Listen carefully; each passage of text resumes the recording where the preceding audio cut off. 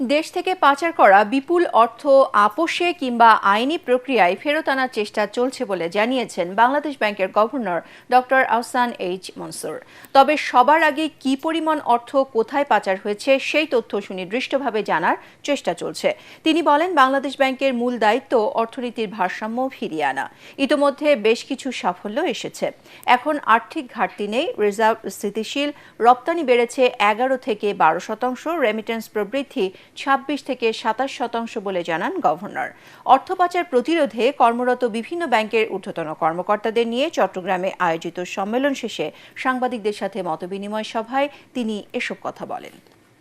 যারা নিয়েছে তারা জানে যে আমরা এটা ডিপেন্ডস কতখানি শক্তভাবে আমরা তাদেরকে ধরতে পারি।